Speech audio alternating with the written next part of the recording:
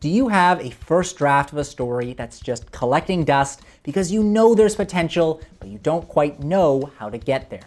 You're not alone. This happens to pretty much everyone. And it happens because at some point you will need to spend the time to figure out your story.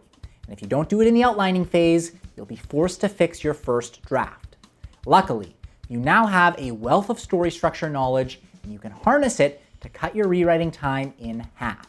So, in this lesson, let's cover exactly how to apply what we've learned to your editing so you can nail your story on your second go. In order to understand what we need to change in our first draft, we first have to get a good idea of what happens in the story. This is a big reason why story structure is so helpful. It can give you a bird's eye view of each event in your story and context for why it's there. So, our first step will be to take that first draft and pick it apart into the terms we've been covering in this mega course. We should start with the three core elements. If you can't find a goal, a need, or an antag in your story, you'll have foundational problems that will ripple through every page. So, to start, ask yourself, does my protag have a clear goal that they pursue throughout the story? Do they have a need they must learn? And are there one or more things in their way? It's worth revisiting the lessons on each one to ensure your story checks off all the important boxes. But if you're missing one of these three, you may be in for significant rewrites. Once you've found your goal, need, and antag, the next step is to make a list of everything that happens in your story. Write it all out in bullet points on a sheet of paper or in a document. This will give you a bird's eye view of your story and help you begin to organize these events into a more structured form. From there, see if any events fit clearly into one of the steps of USL. The best places to start are the catalyst, the outer gateway, and the story climax. They are all tightly tied to your goal, and making sure these moments are present and powerful will make sure your story has a solid backbone. From there, look for moments like the midpoint or the moment of peril to see if you've already included a big event in the middle or a super low point shortly after. Then, organize the rest of your events into the moments or phases they would naturally fall into. So, for example, anything before the catalyst would fall into the setup.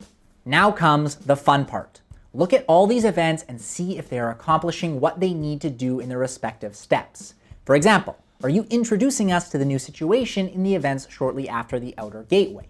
It's worth rewatching these lessons with your list beside you to see what you've hit, what you've missed, and what you can easily change to include.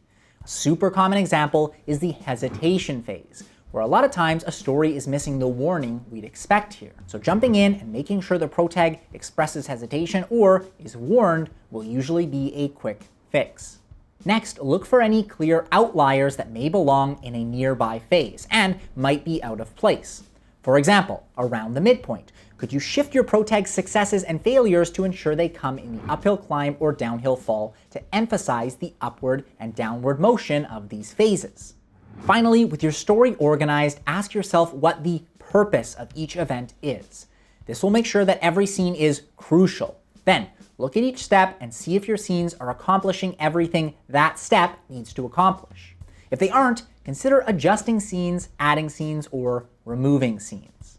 In the end, you should have a list that labels every event in your story and organizes them into the 15 steps of universal story language.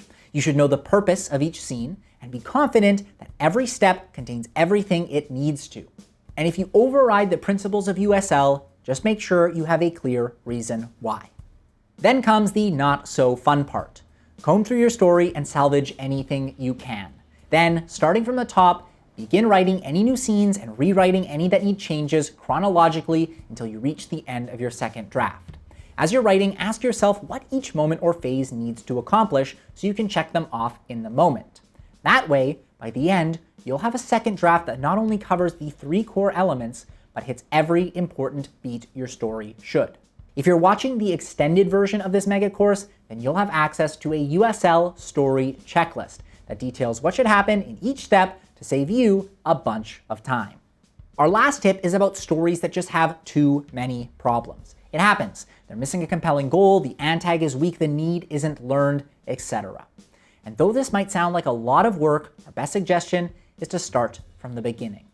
Take the core ideas or your favorite parts of that first draft and put them into an outline for a whole new story. This way, you'll ensure that your story's foundation is solid, that it hits the important moments, and that still includes some of your favorite parts from your first draft. You should now have some great strategies for fixing your first draft using the 3 core elements and the principles of USL.